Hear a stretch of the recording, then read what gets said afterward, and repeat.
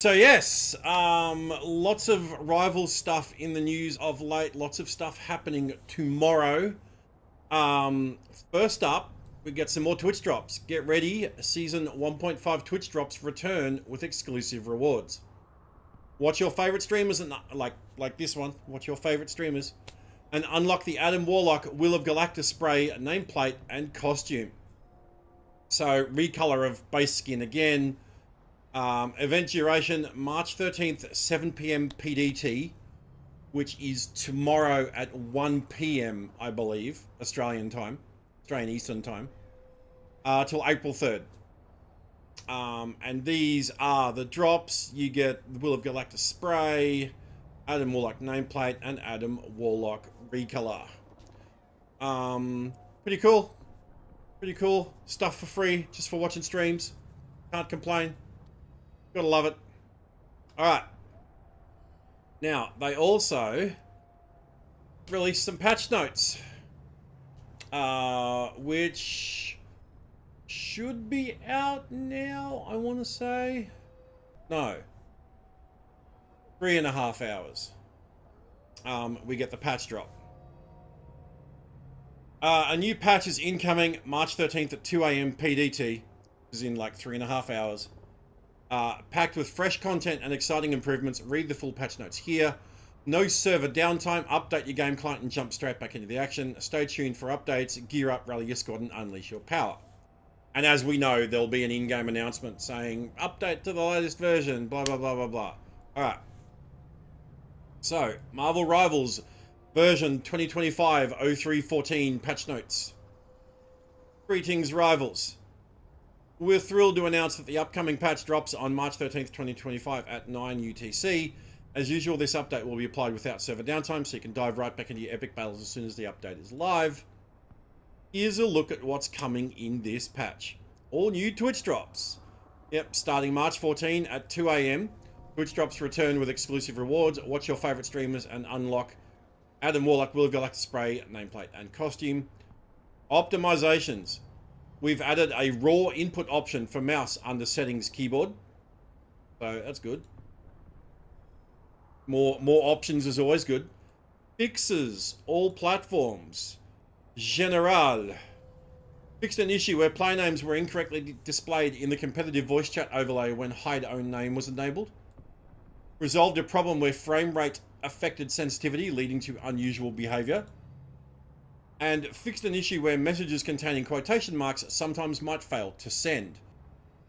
Maps and modes. Fixed several terrain issues that could cause characters to become stuck or clip into strange areas. They seem to be doing this one in particular a lot. This seems to pop up in just about every patch notes. It's quite funny. Heroes. Loki's deathly illusions. Resolved an issue where Loki's ultimate ability transformation could sometimes cause incorrect camera angles during past lives replays. The God of Mischief can now enjoy his dramatic exits without a hitch. The Thing's Battlefield Blues. Fixed a discrepancy in the speed of the embattled leap across different player views under poor network conditions. No more inconsistencies. Ben Grimm is back to leaping at normal speed. I still think it's weird they gave the Thing a leap.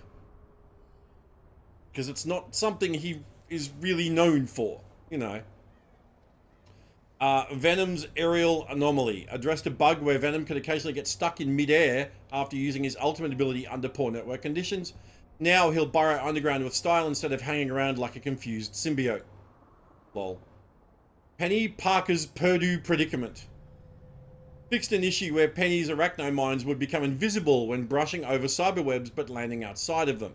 Now her traps beyond webs remain visible, ensuring enemies are aware of the sticky situation. But then we also have Penny's spider's sneaky escape. Resolved an issue where the self-destructing spider drones from Penny Parker's bionic spider nest would penetrate the floor to seek out foes when webs were present above and below. Now these little guys know their place, no more sneaky escapes. So they finally fixed that glitch. Spit vs. Sea. Fixed a rare issue where if Namor unleashed his ultimate ability while still in the air after being spat out from Jeff the Landshark's ultimate ability, there was a small chance it would do no damage. That's crazy how they find these things out. Bucky's Reload Rumble resolved a bug where the Winter Soldier's tainted voltage automatic reload could fail to trigger after firing and immediately using his Trooper's Fist ability. Bucky's firepower is now as relentless as his mission for justice. Hand hook confusion fixed an issue where if the Winter Soldier used bionic hook during the slow motion match over moment, it could cause abnormal arm model display in the next round. Now Bucky's got his look and his lethal arm back on point. It's so bizarre, these interactions. We get Wolverine's claw coordination. Resolved a rare discrepancy between his animation and effects when Wolverine executed the dive of his ultimate ability from the highest point. Now, when Logan strikes, it's as precise and impactful as his adamantium claws. Stay tuned for even more thrilling content on the horizon. Keep your eyes peeled for our official announcements. Alright, so that's in the patch that will be hitting tonight in just under 3.5 hours time. But that's not all. We also get hero battle adjustments. These will go live on March 13th. These will go live with the patch. Hero balance adjustments incoming. We're making key hero balance adjustments to refine gameplay and enhance strategic diversity. Read the full details here. And then they link to this post. And then, yes, they link to this article, Marvel Rivals version 2025-0314 balance post. Hi, Rivals.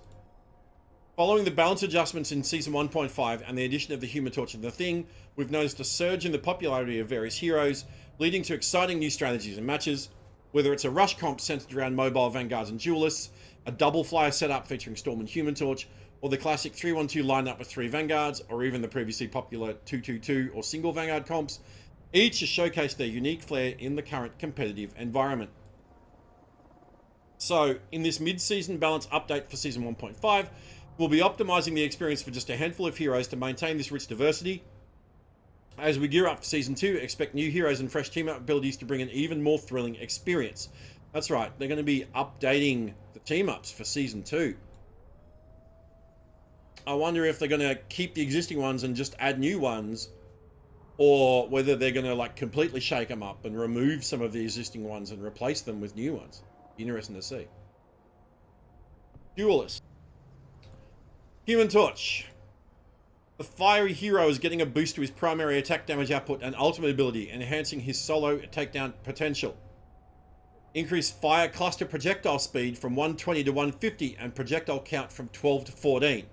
So I believe that's his primary fire, where he shoots out like a bunch of little small projectiles. They're increasing the number from 12 to 14, and they're also increasing the projectile speed, so he'll be able to hit things quicker. Increase the energy cost of Supernova ultimate ability from 3,400 to 4,000, so it's getting a lot more expensive. Increase activation wave damage from 70 to 80, so when he does the Supernova, when he does the initial effect, it will do increased damage in the AoE that he does. And Flame Tornado damage from 100 per second to 120 per second. So yeah, so definite. While it's more expensive to use the ultimate, it's going to do more damage. Iron Man. The Armored Avenger will see slight adjustments to his primary attack in both states, balancing his mid-range offensive capabilities. Decrease Repulsor Blast Stage 1 and 2 direct hit damage from 55 to 40. Right, so direct hit damage is nerfed. But increase spell field damage from 35 to 50. So a slight nerf to direct hit damage, but a huge buff to his AoE damage. Decrease Stage 3 direct hit damage from 65 to 50. Increase spell field damage from 40 to 60. So yeah, so direct hits do less damage, but the AoE caused by each shot does increase damage. So people that get direct hit will still also cop the AoE damage as well. So overall, this is a buff, and a big one at that. And decrease repulsor blast armor overdrive. So when he does the overdrive thing, or the gamma overdrive. Direct hit damage decrease from 55 to 50. Increase spell field damage from 55 to 65. So yeah. So basically, the impact of a direct hit shot does less, but the AoE that it causes does a lot more. So overall, it's a buff to his damage output. Which is crazy, because he already did a fuck ton of damage. They didn't need to do this. Now Iron Man's literally gonna, like, Iron Man is now a must pick. He's an absolute must pick. Alright, moving on. Strategist. Cloak and Dagger. The duality duo will see improvements in their healing abilities, making them more versatile for various team comps. Increase the healing effect from Light Force Dagger on hit allies from 10 to 16. That's a big buff. And reduce the spell field healing amount generated by the hit from 18 to 16. So, big buff to the direct hit, or to the initial hit on allies. And a slight nerf to the AoE. But overall, this is a buff. This is a buff to Dagger's healing output. So buff to Human Torch, completely unnecessary and insane buff to Iron Man, making the character completely busted, and a buff to Dagger, to Dagger's healing. So,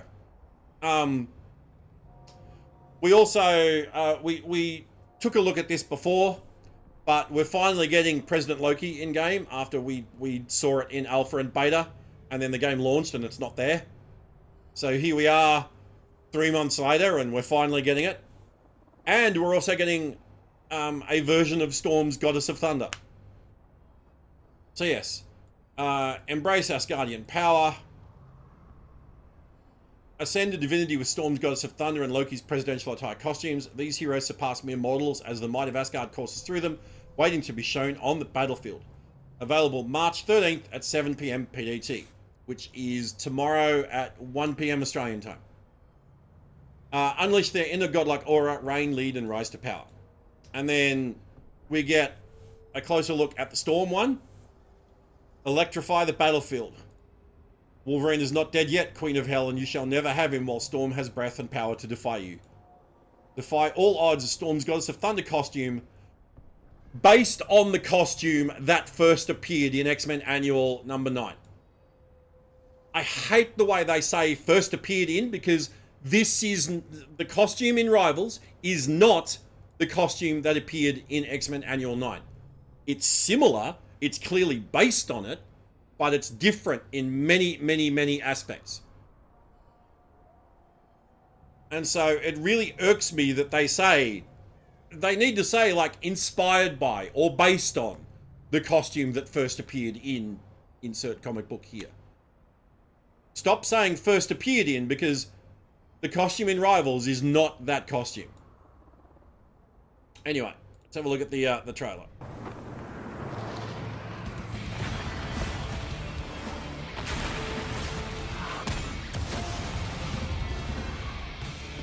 I mean, it's a very cool costume. It's absolutely a cool costume.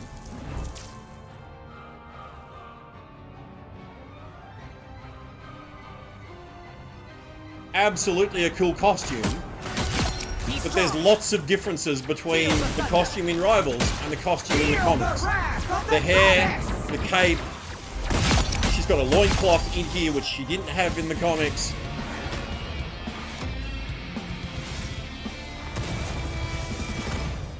So yeah, very cool costume. But there's a lot of differences. A lot.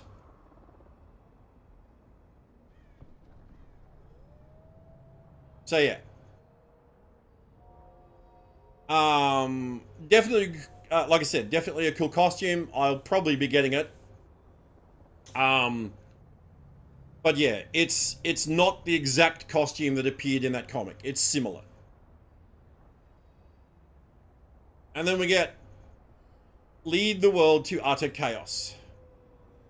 America, if I were your president, I'd have the guts to lie right to your face. Oh, like Donald Trump is doing right now. He must have taken lessons from Loki, obviously. Vote Loki to make things sane again with his presidential attire costume.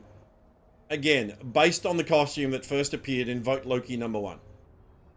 Available March 13th, 7 p.m., which is tomorrow, 1 p.m. Australian time. Take your rightful place on the throne and deceive the world as presidential attire. Then they got a little video as well.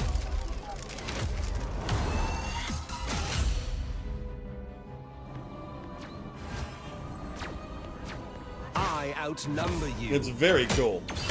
I still need you. Your powers are mine!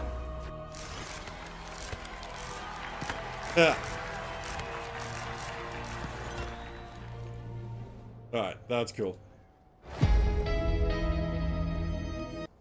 So yeah. And then we got one more thing. Now, we saw this earlier.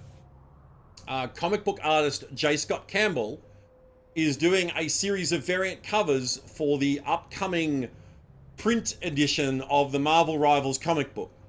Now, the print comic book collects the 6-issue digital comic that was recently released on Marvel Unlimited.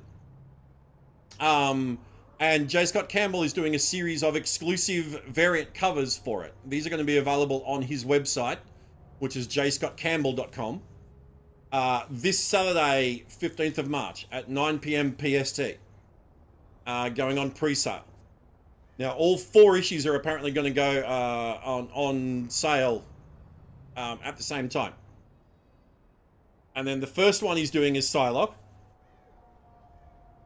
The second one he's doing is Squirrel Girl, complete with Tippy Toe, who has the powers of a real squirrel. The third one is Luna Snow with Jeff. Right? And the fourth one, he hasn't revealed it yet, but he did give a tease.